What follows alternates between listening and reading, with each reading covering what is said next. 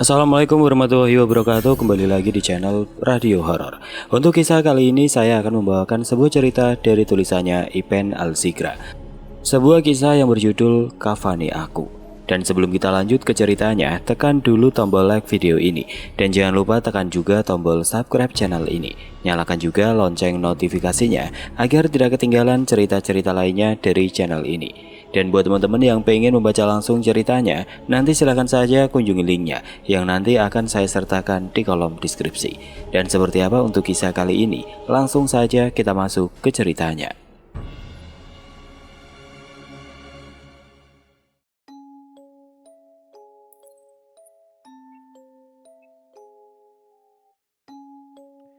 Dunia hitam tentu serat dengan hal mistis juga gaib. Kisah ini mengangkat tentang dunia perdukunan yang mengedepankan ilmu sesat, unsur kematian tanpa pengampunan dan landasan taubat. Dan akhirnya, hingga sampai ajal menjemput, bumi masih mendera sang mayat. 2004, tepat aku duduk di bangku kelas 2 SMU di Klaten, Jawa Tengah. Liburan sekolahku kali ini aku pergunakan untuk pulang ke kota kelahiranku di Magelang, yang masih dalam lingkup kehidupan di lereng Gunung Merbabu. Niat hatiku pulang selama 2 minggu liburan akhir semester 2 ini agar bisa melakukan pendakian seperti biasanya jika liburan datang.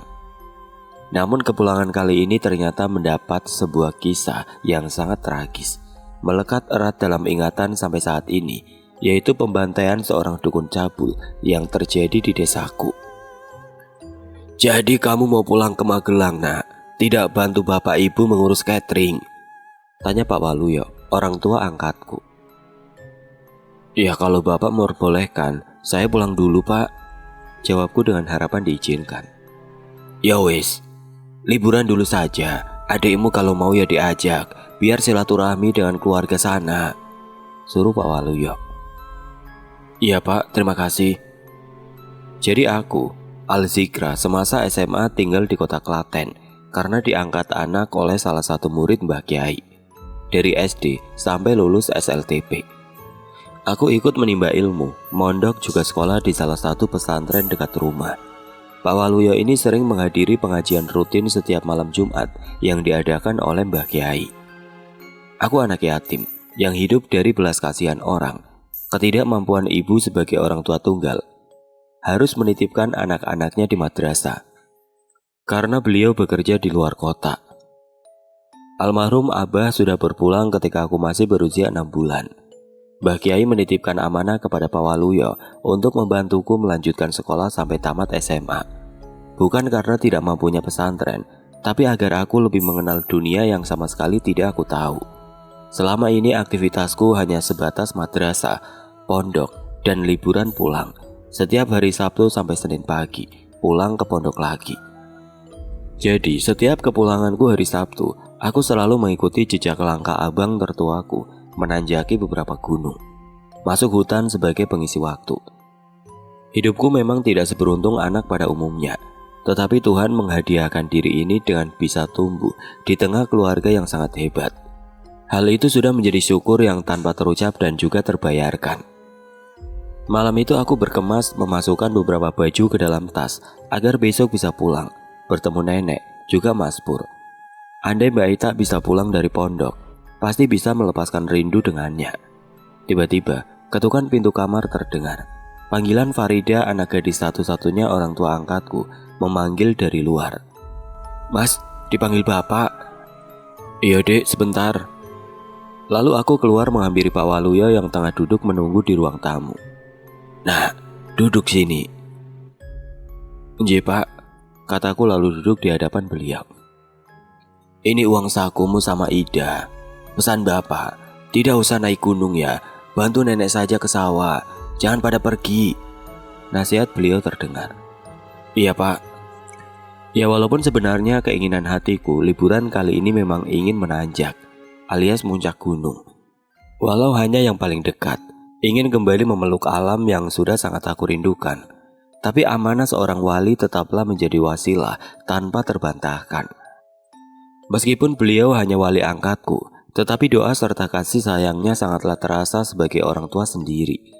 Apalagi selama ini hanya memiliki Farida, putri semata wayangnya. Aku dengan Farida juga seperti adik kakak. Meski baru 1 tahun tinggal bersama, kami juga satu sekolah. Dan umur kami juga sama, meski lebih muda dia beberapa bulan. Hingga menjadi adik buat aku. Farida ini selain cerdas, ibadah rajin, kepekaan kebatinannya juga pernah aku jabarkan di kisah Clara Sabang Lelayu. Namun kisah itu tidak dapat dilanjut karena terlalu berbahaya. Singkat cerita, pagi itu setelah berpamitan dengan bapak juga ibu, kami berdua berangkat naik bis menuju Jogja. Lalu disambung bis jurusan Magelang. Perjalanan tidak lama, hanya 5 jam pun sampai. Yang bikin lama karena kami harus singgah dulu di kota. Selain memutari Pasar Rejowinangun, Pecinan, kami juga singgah di alun-alun kota melihat patung pahlawan Pangeran Diponegoro. Saat hari hampir sore, baru kami naik angkutan umum sampai ke rumah. Sambutan bahagia dari sang nenek sangat terasa tanpa terbantahkan ketika cucunya pulang. Bule beserta keluarganya juga menyambut dengan rasa syukur tanpa berkata.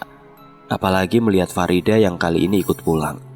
Seperti kehadiran ratu bagi mereka, karena jasa orang tua Farida terhadap keluarga dan terutama untuk diri ini pribadi. Bapak juga ibu semua sehat nak. Alhamdulillah mau melihat Simba, ucap nenek dengan senyumnya. Alhamdulillah nek, semua baik, sehat. Nenek, bagaimana kabarnya? Tanya Farida. Iya, nenek sehat, alhamdulillah, jawab beliau memberitahu kabar dirinya. Desa kami walau letaknya dekat dengan jalan raya, jurusan Magelang ke Salatiga, kalau sudah mendekati maghrib lalu lalang kendaraan sudah bisa mulai dihitung dengan jari. Apalagi setelah malam, suasana terasa sepi, adem dan tenang. Jauh berbeda dengan di Klaten yang seakan memang tidak ada henti dari keramaian. Setelah duduk ngobrol dengan keluarga, sebelum waktu maghrib datang, aku bergegas mandi, kemudian bersiap-siap untuk pergi ke masjid desa bersama nenek. Juga Ida, masku masih belum pulang, katanya sedang membawa tamu melakukan pendakian ke Ungaran. Bikin iri sih, tetapi pulangku kali ini tidak mengantongi restu untuk mendaki. Malam harinya kami lewati waktu ngobrol bercengkrama bersama, mendengarkan pituah kasepuhan dari nenek, sambil memahami beliau menganyam tikar, hingga semua masuk kamar masing-masing untuk beranjak tidur. Dan subuh kembali membangunkan kami siap menjalani hari. Jogging pagi yang selalu jadi rutinitas setiap pagi selalu aku lakukan untuk menjaga stamina diri, karena olahraga yang gampang dilakukan hanya itu. Kalau tidak sempat pagi diganti sore hari. Saat melakukan aktivitas itu, aku melihat 2 julangan gunung tinggi menghiasi alam. Merapi dengan asap yang membumbung ke langit, Merbabu dengan gagah berdiri di sebelahnya. Saat jogging aku bertemu dengan Ari, sahabat masa kecilku. Alhasil aku malah menghentikan joggingku dan memilih mengobrol dengannya.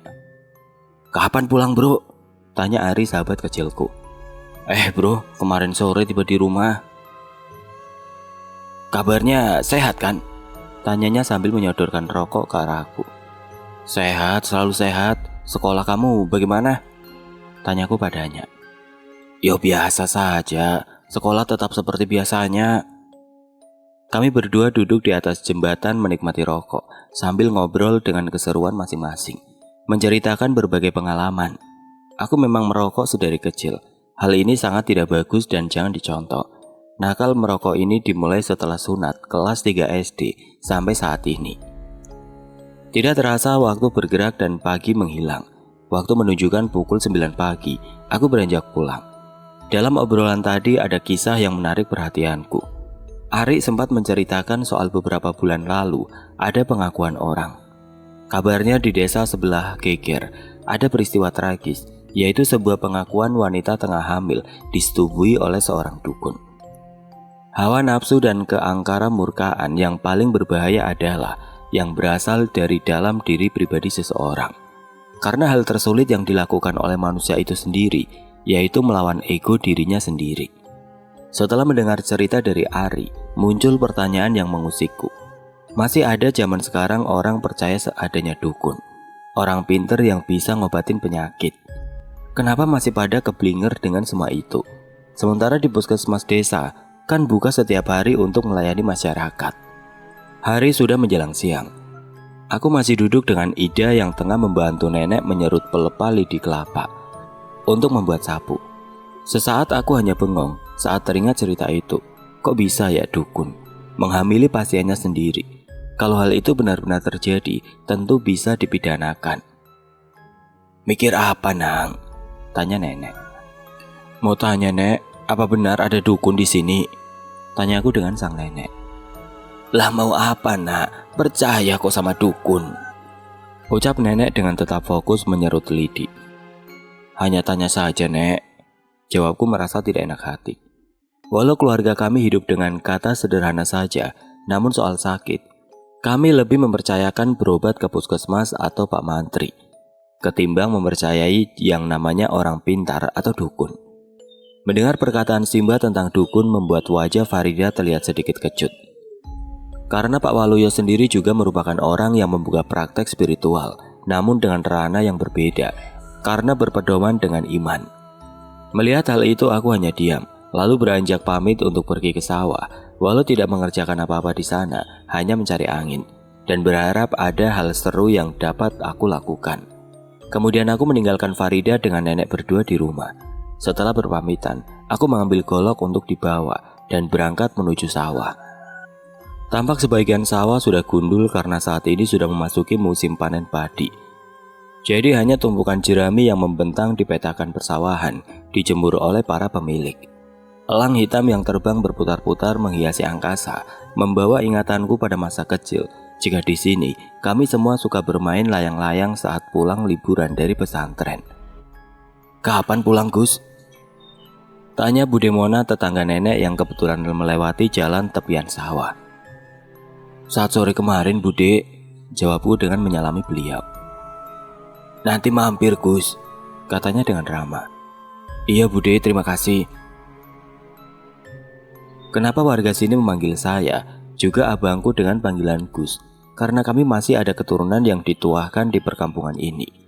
Dahulu di mana saat itu semua penduduk sini masih belum mengenal yang namanya agama. Pertama kali orang yang memasukkan agama di sini adalah kakek buyut dari almarhum Abah. Beliau cikal bakal muslim pertama di sini, yaitu Mbah Mojo Geni. Nama beliau dikenal warga, dan kisah Mbah Mojo ini sudah saya tuliskan dalam kisah Segoro Geni. Saat aku duduk di gubuk pondok di tepian sawah, sambil makan pepaya yang kebetulan masak menggelantung di pohon, Mas Supri datang hendak mencari rumput. Namun ia memilih menghampiriku karena melihatku duduk seorang diri. Wah, santai Mas Al. Makan pepaya, Mas? Jawabku memberitahu juga menawarinya. Kami akhirnya ngobrol dan ngerokok bareng sambil memakan pepaya. Anehnya, dari obrolan kami, aku baru tahu kalau ternyata tetanggaku ini sudah lama menunggu aku pulang dan kebetulan saat ini bertemu. Ternyata dia punya maksud untuk meminta doa atau amalan. Ia ingin memikat seseorang yang sudah lama dia suka, namun tidak berani untuk mengutarakan rasa itu. Kalau seandainya ada doa atau ajian mantra yang sakti, saya dikasih, Mas, kan dengan saudara sendiri, ucapnya menyampaikan maksud. Lah, Mas, kan ada dukun sakti di sini, masa mintanya dengan saya? Tidak punya apa-apa saya ini, Mas. Jawabku dengan menahan tawa karena permintaan yang tidak aku mengerti. Lah, kalau minta dengan dukun kan beda jalurnya, Mas. Tidak sah, itu ilmu hitam. Mendengar itu hampir tersedak aku menahan tawa yang ternyata sudah tidak bisa dibendung lagi. Keluarlah tawa ini dengan mulut yang aku tutup dengan tangan. Takut pepaya dalam mulut ini nyembur ke mukanya. Mas, kalau kamu memang suka beneran dengan mbaknya itu, besok sore pergi dengan saya, jangan takut ditolak. Ucapku untuk membangkitkan rasa percaya dirinya tumbuh.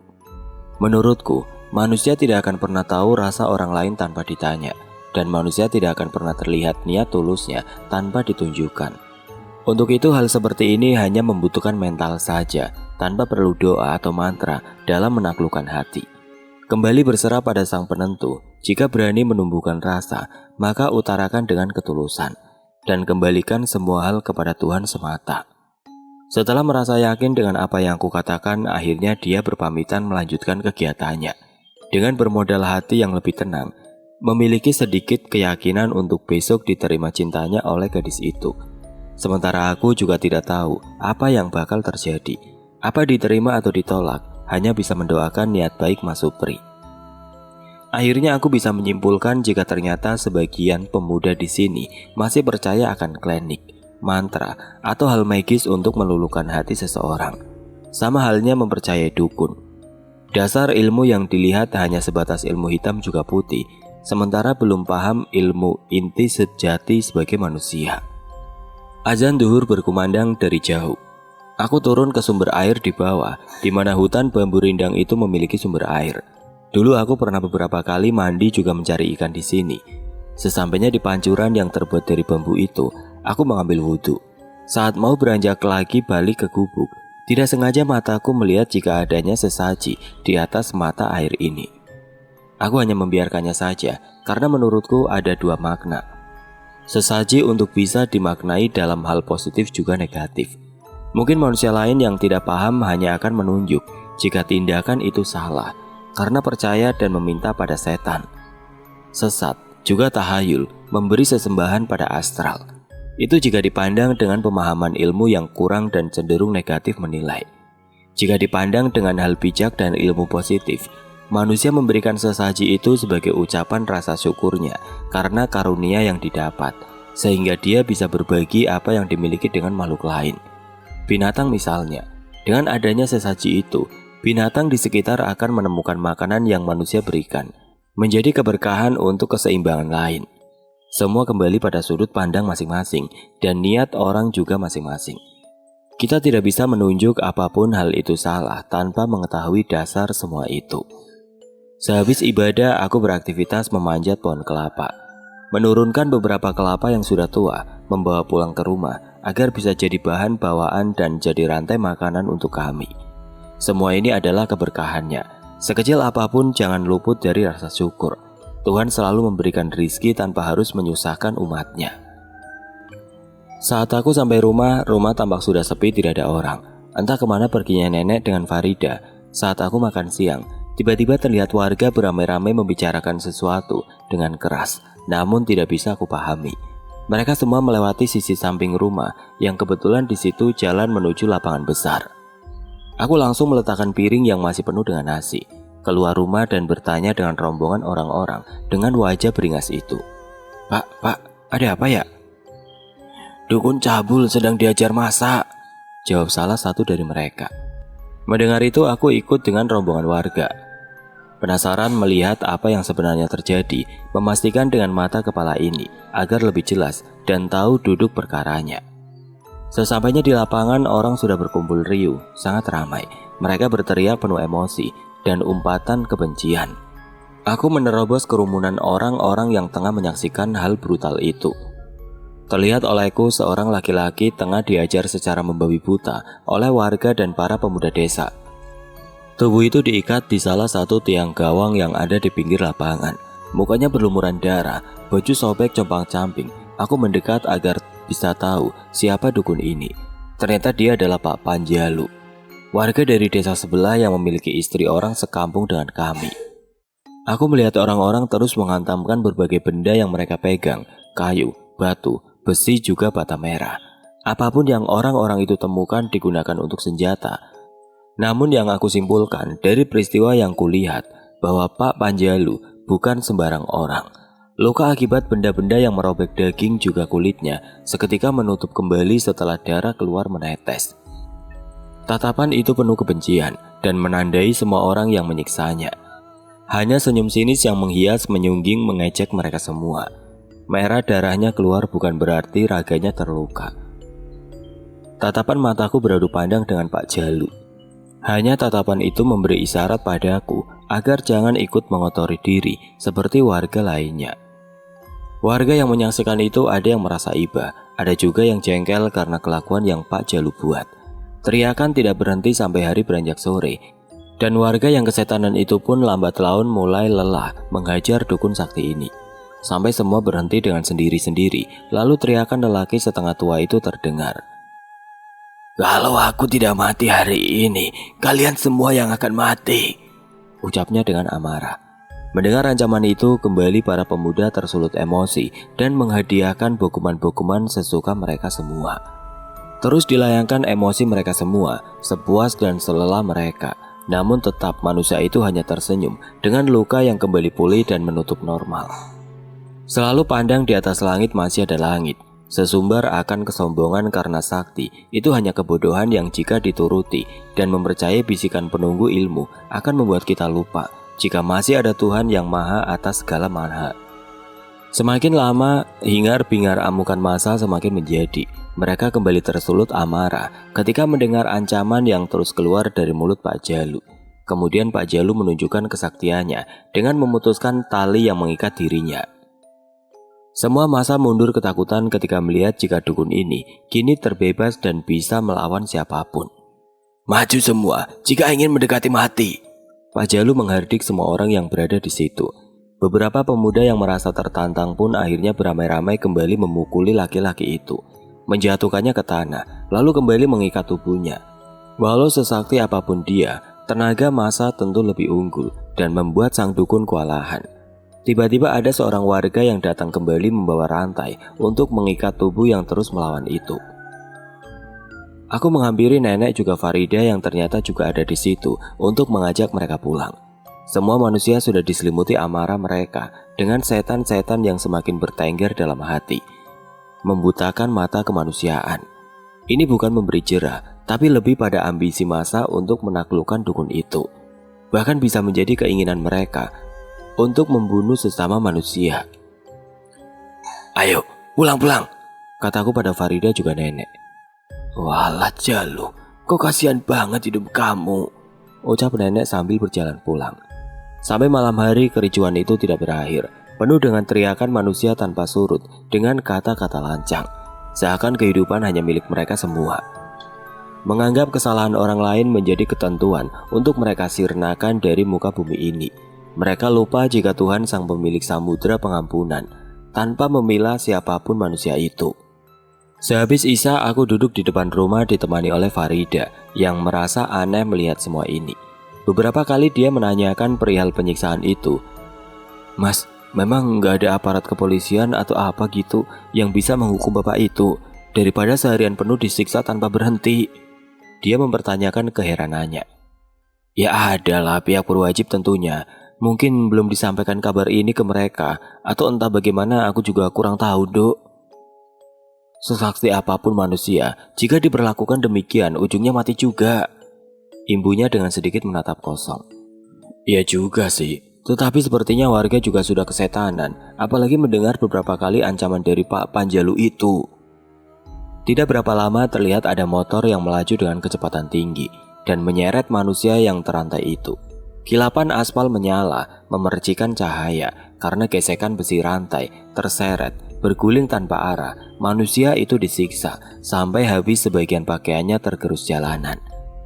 Darah bekasnya itu menggaris di atas jalan hitam itu. Astagfirullah. Kami berdiri menatap dengan rasa tidak tega, melihat manusia diperlakukan seperti hewan. Gerombolan massa sudah berkerumun memegang kayu juga besi, menunggu motor itu balik membawa korban ke arah mereka. Suara geberan motor itu sangat keras terdengar memutar balik dari kejauhan, kembali melaju kencang menyeret raga laki-laki itu. Sesampainya di hadapan orang-orang itu, mereka kembali memukulinya seperti ingin membunuh binatang. Kamu masuk saja, Nduk, suruhku ke Farida. Iya, Mas. Peristiwa itu menjadi beban bagiku. Ingin menolong tidak bisa, membiarkan juga ikut kena imbas dosa, karena mata ini menyaksikan.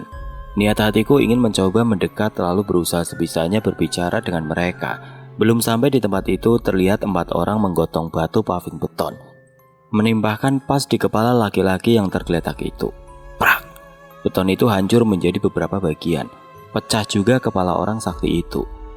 Mati wis, syukur, bongko, modar.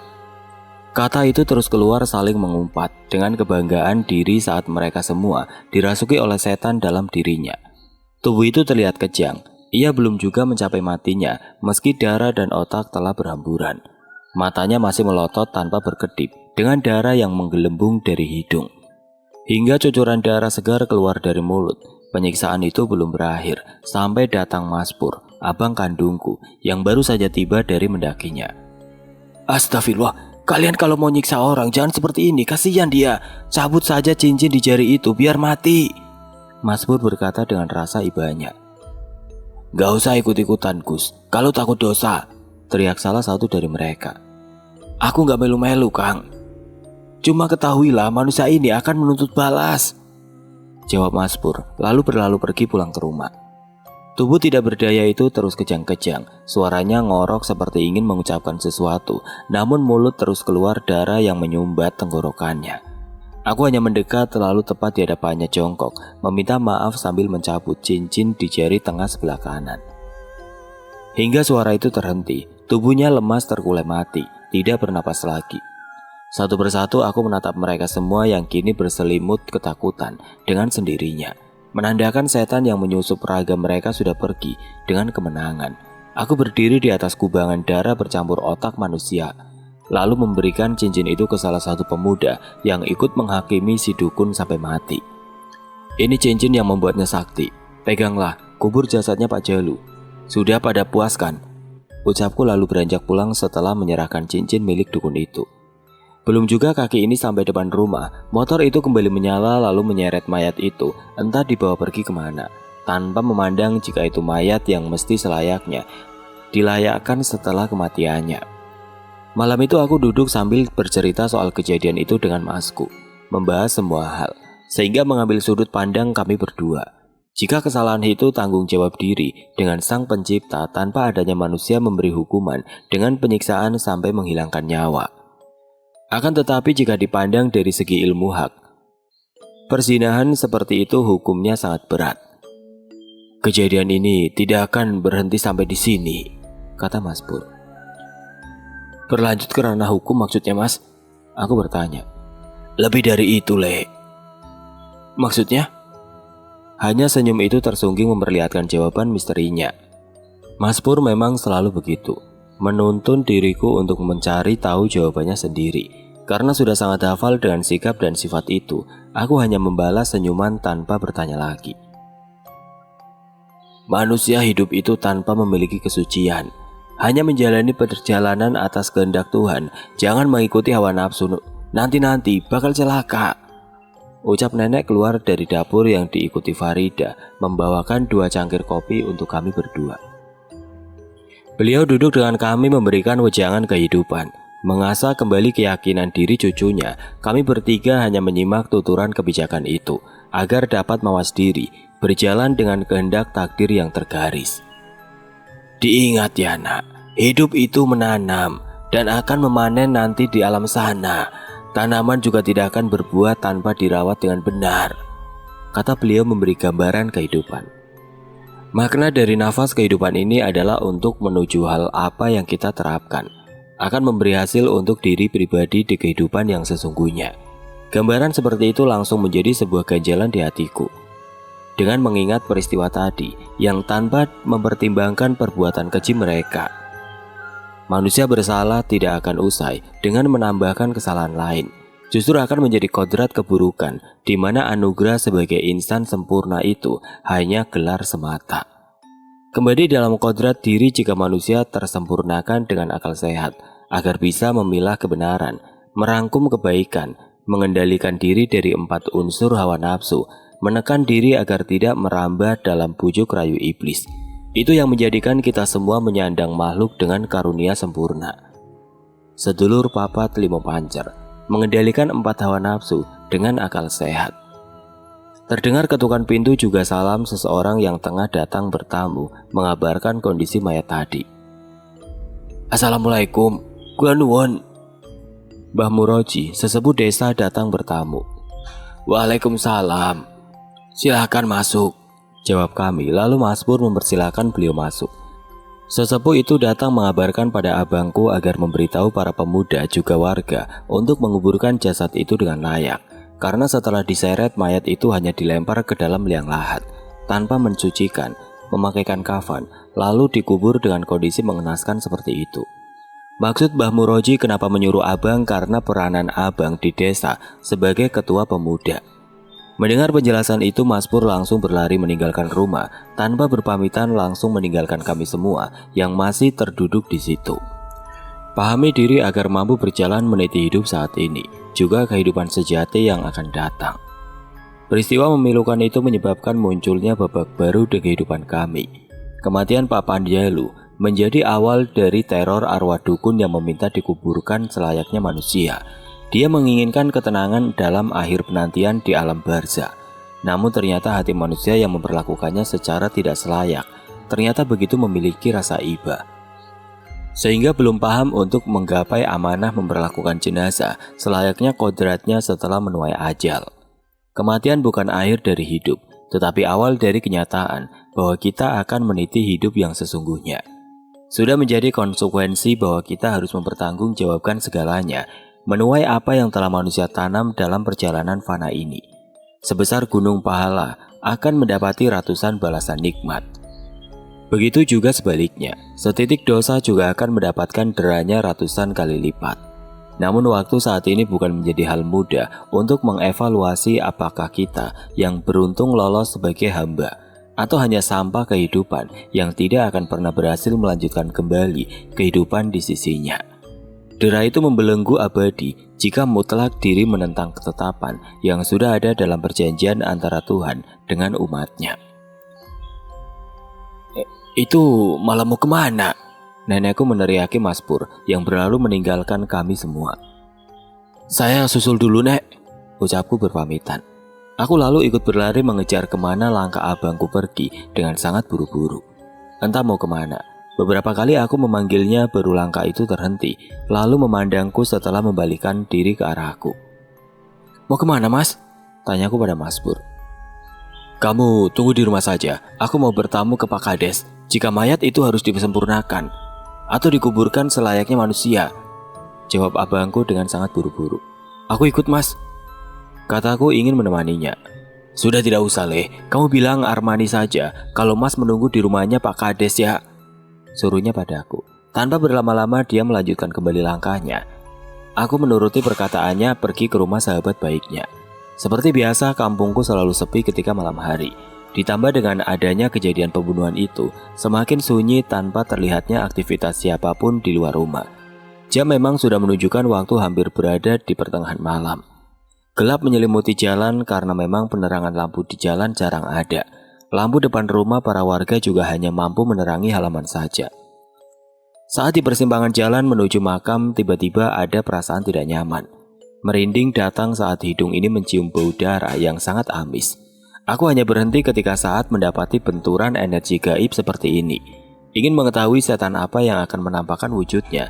Tidak seberapa lama, tepat dari jauh, bayangan manusia berjalan terpincang. Terlihat sangat kesusahan, melangkah dengan berbunyi rantai yang ia seret. Kemerjing berderak terdengar. Pak Panjalu, ucapku lirih, dengan menunggu sosok itu mendekat.